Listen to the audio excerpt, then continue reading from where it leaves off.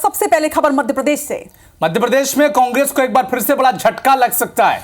कांग्रेस नेता सैयद जाफर आज भारतीय जनता पार्टी में शामिल हो सकते हैं। छिंदवाड़ा के नेता हैं और कमलनाथ के बेहद करीबी बताया जाता है। सैयद जाफर ने एक सोशल मीडिया पर पोस्ट लिखा और यह तस्वीर देखिए, ये इसकी बानगी एक पुरानी तस्वीर और लिखा भी कि पुरानी यादें, और यह भी कहा कि केवल एक लाइन का पोस्ट रचना, पुरानी यादें। और इस तस्वीर को देखिए जिसमें कमलनाथ दिखाई दे रहे हैं, पंकज चतुर्वेदी दिखाई दे रहे हैं, नरेंद्र सलूजा दिखाई दे रहे हैं, ज्योतिरादित्य सिंधिया भी दिखाई दे रहे हैं। इन 5 लोगों में 3 लोग अभी भारतीय जनता पार्टी में शामिल हो चुके हैं और ऐसी अटकलें लगाई जा रही हैं कि सैयद जाफर जो सबसे लास्ट में खड़े हैं इस तस्वीर के, वो भी भारतीय जनता पार्टी में शामिल हो सकते हैं।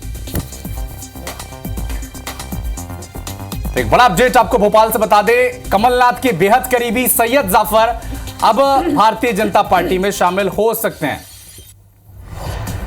और इस खबर पर ज्यादा जानकारी के साथ हमारे सहयोगी नवीन सिंह इस वक्त हमारे साथ जुड़ रहे हैं। नवीन, अटकलों का बाजार तो गर्म है, लेकिन अटकलें कितनी पुख्ता?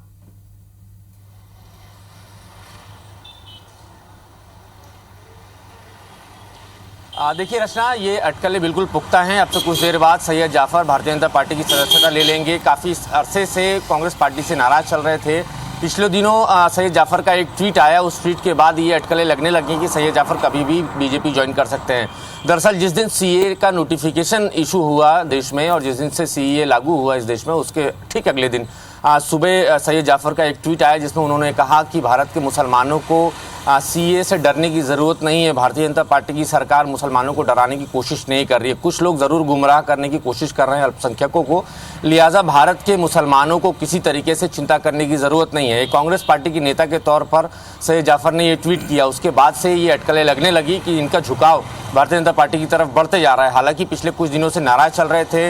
लगभग 1.5 से 2 साल निर्वासन के तौर पर सियासत के निर्वासन के तौर पर इन्होंने काम किया है। कमलनाथ के से काफ़ी दूर चले गए थे। पंचायत चुनाव में ओबीसी आरक्षण को लेकर सुप्रीम कोर्ट तक लड़ाई लड़ी सैयद जाफर ने। उसके बाद से कांग्रेस पार्टी के तमाम नेता इनसे नाराज चल रहे थे, खुद कमलनाथ भी इनसे नाराज चल रहे थे और लंबे अरसे तक दूरी बना रखी थी। लेकिन इसके बाद फिर एक बार सैयद जाफर की वापसी हुई और कमलनाथ के नज़दीक पहुँचे और उन्होंने काफ़ी इस दौरान काम भी किया। विधानसभा चुनाव के ठीक पहले कमलनाथ के लिए उन्होंने काफ़ी काम भी किया है। लेकिन इस बीच में ये खबर आई है कि सैयद जाफर अब भारतीय जनता पार्टी ज्वाइन कर सकते हैं और इसके पहले 5800 से ज़्यादा कांग्रेस के नेता बीजेपी का दामन थाम चुके हैं। लिहाजा अब सैयद जाफर की बारी है और आज भारतीय जनता पार्टी कार्यालय में छिंदवाड़ा लोकसभा को लेकर बैठक होनी है। उसकी रणनीति किस तरीके से होगी, और सबसे बड़ी रणनीति भारतीय जनता पार्टी ने ये साफ कर दिया है कि कांग्रेस के नेताओं को छिंदवाड़ा से तोड़कर भाजपा में शामिल कराना, ये भारतीय जनता पार्टी का सबसे बड़ा एजेंडा है।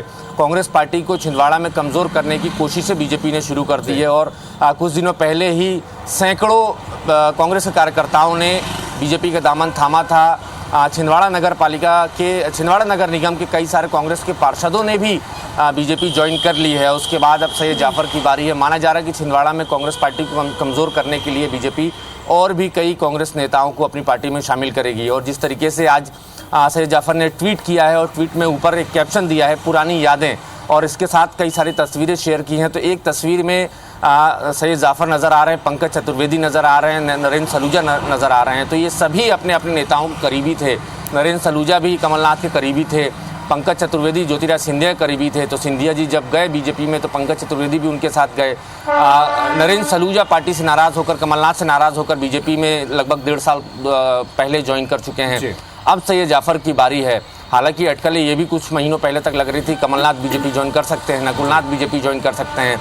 लेकिन दोनों ही नेताओं ने इन अटकलों का खंडन कर दिया और उन्होंने कहा कि अब मैं कहीं नहीं जा रहा हूँ, कांग्रेस पार्टी में ही रहूँगा। नकुलनाथ को पार्टी ने टिकट भी दे दिया है छिंदवाड़ा से। लिहाजा अब सैयद जाफर के पास दूसरा कोई रास्ता नजर नहीं आ रहा है। लिहाजा आज वो कांग्रेस भारतीय जनता पार्टी ज्वाइन करने वाले हैं। लेकिन यहाँ पर सवाल देखिए ये भी उठता है कि ठीक है, लोकसभा चुनाव के पहले छिंदवाड़ा हो या पूरे मध्य प्रदेश हो, बीजेपी तो स्ट्रैटेजी अपनाएगी ही विपक्षी पार्टी को कमजोर करने के लिए। लेकिन कांग्रेस यहाँ पर क्या कर रही है? कांग्रेस क्या अपने नेताओं की नाराजगी को समझ नहीं पा रही है या फिर रोकने में फेल हो रही है? परेशानी हो कहाँ रही है?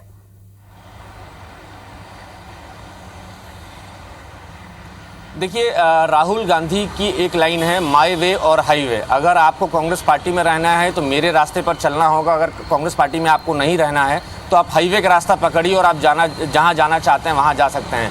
राहुल गांधी और गांधी फैमिली ये संदेश देने की कोशिश करती है कि कांग्रेस पार्टी में ब्लैकमेलिंग नहीं चलेगी, कोई नेता डील नहीं कर सकता कांग्रेस पार्टी के साथ। इसलिए कांग्रेस पार्टी से अब तक न जाने कितने ही बड़े नेताओं ने पार्टी को छोड़ दिया है और पिछले 10 साल में कांग्रेस पार्टी 52 चुनाव हार चुकी है।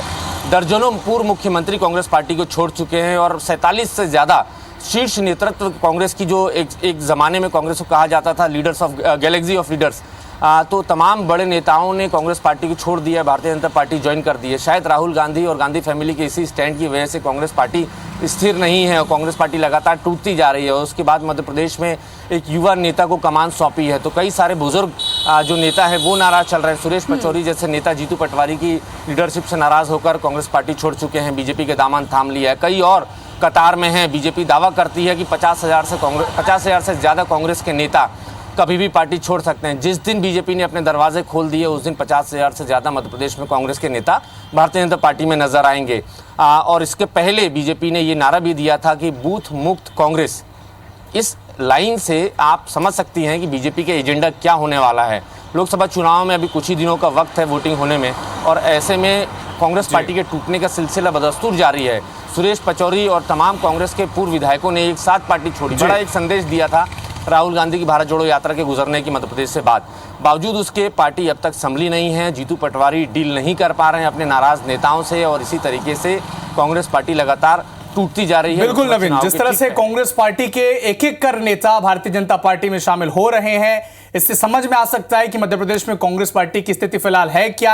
आपको याद होगा नवीन, जब अमित शाह मध्य प्रदेश के दौरे पर थे और बूथ स्तरीय कार्यक्रम की शुरुआत कर रहे थे, तब भी इस बात का जिक्र किया था कि कांग्रेस पार्टी के जितने नेता और कार्यकर्ता आना चाहते हैं उन्हें शामिल करने की कवायद की जाए। और इसी कड़ी में मध्य प्रदेश की 29 सीटें जीतने के लिए एकमात्र जो गढ़ बचा है छिंदवाड़ा अब कांग्रेस का, उसे भी भेदने की तैयारी करिए। आप नजर बना के रखें नवीन, आपसे अपडेट लगातार हम लेते रहेंगे।